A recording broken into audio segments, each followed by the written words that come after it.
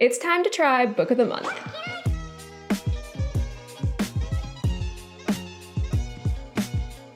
Hey guys, welcome back. So I have decided to give the Book of the Month Club a try. So this is my first time using Book of the Month Club. So I'm just going to go through their June selections and see like what looks good and pick out which one I want. So let's go. So before we dive in, don't forget to subscribe to the channel if you want more book videos. Okay, so I'm excited to see what they've picked out for June. So let's just get started. Okay, so we have 6 selections. Okay, so our first is the Stardust Thief. Like a certain famous lamp, this novel will grant, I'm like, what lamp from Aladdin? This novel will grant wishes for a perfect fantasy with dark magic and a dangerous quest. Oh, the picture has the little Aladdin lamp on it. Okay. Let's see. Okay, the Stardust Thief. So this is a trilogy #1. Okay, so that's good to know. Luli is the Midnight Merchant, a criminal who, with the help of her jinn bodyguard, hunts and sells illegal magic. When she saves the life of a cowardly prince, she draws the attention of his powerful father, the Sultan, who blackmails her into finding an ancient lamp that has the power to revive the barren land at the cost of sacrificing all jinn. With no choice but to obey or be executed, Luli journeys with the Sultan's oldest son to find the artifact. Aided by her bodyguard who has secrets of his own, they must survive ghoul attacks, outwit a vengeful jinn queen, and confront a malice killer from Luli's past. And in a world where story is reality and illusion is truth, Luli will discover that everything, her enemy, her magic, and even her own past is not what it seems, and she must decide who she will become in this new reality. Inspired by stories from 1001 Nights, the Stardust Thief weaves the gripping tale of a legendary smuggler, a cowardly prince, and a dangerous quest across the desert to find a legendary magical lamp. Okay.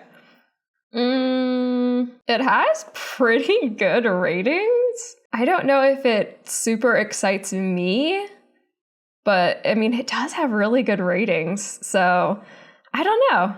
It's probably good. Okay, so next we have a thriller, The Lies I Tell. This twisty cat and mouse story will have you ripping through the pages to find out who the true con woman is. Okay, so this one's going to be coming out June 21st. Ooh, this one has good ratings too. She's back. Meg Williams, Maggie Littleton, Melody Wild. Different names for the same person depending on the town, depending on the job. She's a con artist who erases herself to become whoever you need her to be. A college student, a life coach, a real estate agent, nothing about her is real. She slides alongside you and tells you exactly what you need to hear, and by the time she's done, you've likely lost everything. Kat Roberts has been waiting 10 years for the woman who upended her life to return, and now that she has, Kat is determined to be the one to expose her. But as the two women grow closer, Kat's long-held assumptions begin to crumble, leaving Kat to wonder who Meg's true target is. It's a twisted domestic thriller that dives deep into the psyches and motivations of two women and their unwavering quest to seek justice for the past and rewrite the future. It sounds intriguing. Curious how old the con person is, if she's pretending to be like a college student and a real estate agent, and like, I feel like those are very differing age groups. So I'm curious how old she would be. And she said she's been waiting 10 years for her to return. So like, how long has she been conning people? I have a lot of questions. Oh, so that one was a repeat author and the first one was a debut. This is another debut. This provocative novel asks a salacious question. Why settle for the one when you could swing for twice the fun? Contemporary fiction, The Lifestyle. Ooh, I don't like that cover. Her eyes are creepy. Ooh, don't love that artwork. 3.5-ish stars so far. Coming out June 7th. I have not heard of this. Don't miss the beach read of the summer. A heartwarming and hilarious novel about swinging, marriage, and complexities of the heart. This book is fun as hell, hilarious, addictive, moving, and sexy. I lost track of time reading it and I couldn't get enough. Yeah. Georgina Wagman has it all. A great marriage, a great job at the prestigious law firm, and great friends. She's living the life she's always wanted, and everything is perfect. course it is. Until that is, she walks in on her husband Nathan in a compromising position with a junior associate. Georgia has a moment of crisis, but the divorce is not part of her 5-year plan. So she comes up with an idea to save her marriage and recapture the spark. She and Nathan are going to become swingers. You catch your husband cheating, so you're like, it's fine, let's just become swingers. I don't feel like that's not the reaction I would have. Georgina isn't going to embark on this adventure alone, though. Her friends Felix and Nora and their respective partners decide to tag along for the ride. They've got relationship woes of their own that swinging just might fix. Georgina, convinced Felix and Nora belong together, is thrilled. What better place to reignite romance between two people destined to be together than a swingers party? Her plan is foolproof until she runs into a college ex at the first party. When they reconnect, Georgina will find herself torn between her head and her heart, with her own very happiness hanging in the balance. Ooh, is this a love triangle? I kind of have been looking for a good love triangle book. It does sound interesting. Oh, that person! I don't want to be mean, this cover is terrifying. I agree, it is terrifying.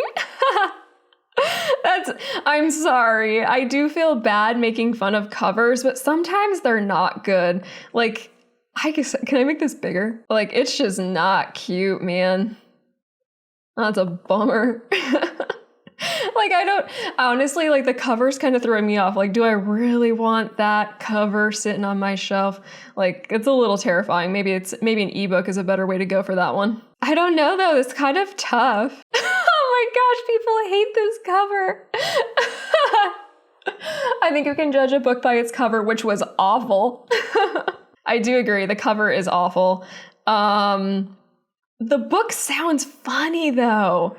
Or I don't know, it sounds interesting. I don't know if it sounds necessarily funny. I don't really feel like the solution to marital problems, if you are unhappy with your spouse cheating on you, is to be like, let's just start swinging so I can bang other people too.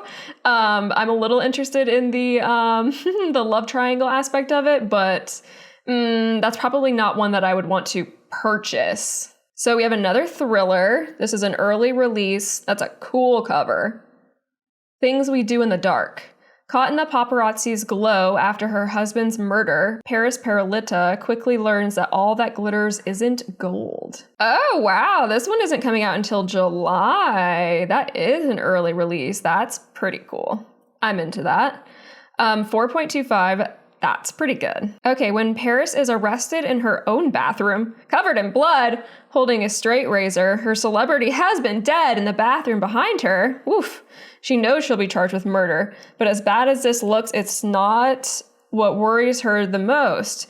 With the unwanted media attention now surrounding her, it's only a matter of time before someone from her long hidden past recognizes her and destroys the new life she's worked so hard to build, along with any chance of a future. 25 years earlier, Ruby Reyes, known as the Ice Queen, was convicted of a similar murder in a trial that riveted Canada in the early 90s. Reyes knows who Paris really is, and when she's unexpectedly releases from prison... Oh, okay, How long she only did 25 years for murder? Oh. And when she's unexpectedly released from prison, she threatens to expose all of Paris' secrets. Left with no other secrets, Paris must finally confront the dark past she escaped once and for all. Because the only thing worse than a murder charge are 2 murder charges. Ooh. Things We Do in the Dark is a brilliant new thriller from Jennifer Hillier, the award-winning author of breakout novels Little Secrets and Jar of Hearts. Paris is suspected of killing her celebrity husband, and her long-hidden past now threatens to destroy her future. Kind of into that. Oh, I like her little blurb. Jennifer imagines the worst about people and then writes about it. Okay, Jennifer. Yeah, I have a lot of questions about this one. She killed him with it, or they think she killed him with a straight razor? Ooh, I don't know. It sounds interesting. And you get it early. That's a top contender. Literary fiction. Woman of Light. This epic yet intimate story shows 3 generations of women trying to make a life in perilous 30s American West.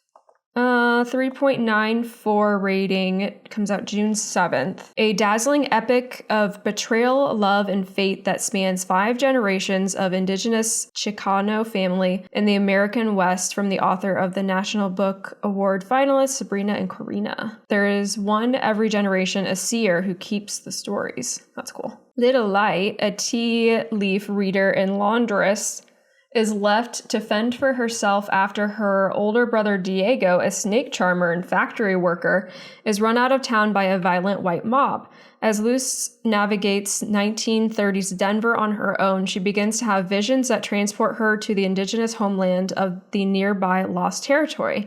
She collects her ancestors' origins, how her family flourished, and how they were threatened. She bears witness to the sinister forces that have devastated her people and the homelands for generations.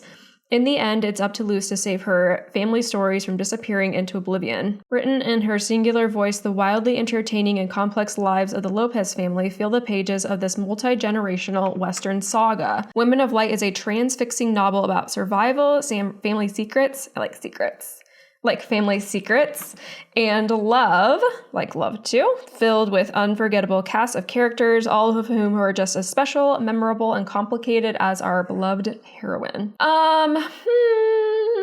Don't love historical books, so, you know. Another... I just was like, I don't like historical things. Here's another historical one. Historical fiction, The Wedding Dress Sewing Circle. Prepare to be inspired by this winning story of women challenging the expectations laid on them by society during World War II. Don't love World War II books either. I just find them a little dry. Like, I'm not really, like, super into historical because, like, I don't know. I find them boring. Oh, this one came out May 31st. 4.3. That's pretty good. Three plucky women lift the spirits of home front prides in wartime Britain, where clothes rationing leaves little opportunity for pomp or celebration even at weddings. I also don't like books about weddings. In this heartwarming novel based on true events. I do like true events. After renowned fashion designer Cressida Westcott loses both her home and her design house in the London Blitz, she has nowhere to go but the family manor house she fled decades ago. Praying that her niece and nephew will be more hospitable than her brother had been, she arrives with nothing but the clothes she stands in and at a loss of how to rebuild her business while staying in a quaint country village. The village has been dull with all the men off fighting. How dull. But as Cressida arrives, so does Violet's conscription letter. Couldn't have come at a worse time. How will she find a husband if she has to spend her days wearing a frumpy uniform and doing war work? Meanwhile, the local vicar's daughter, Grace, is trying in vain to repair her own mother's gown, her only chance of a white wedding. When Cressida appears at the local sewing circle meeting, Grace asks for her help, but Cressida has much more to teach the ladies than just simple sewing skills. The group into action. They find themselves mending wedding dresses, not only for local brides, but for brides across the country. And then the women dedicate themselves to helping others celebrate love. They may even manage to find it for themselves. I feel like that could be a good book for someone who is more interested in World War II books, but that's not me. Oof. Which one am I going to pick? That's the question. I am like super conflicted. Okay, I know I don't want that one. I know I don't want that one. I know I don't want that's tough. The Stardust Thief. It's fantasy. I feel like I would like fantasy, but I don't know. Initially, it didn't sound super like exciting, but it is going to be a trilogy, and I kind of like that.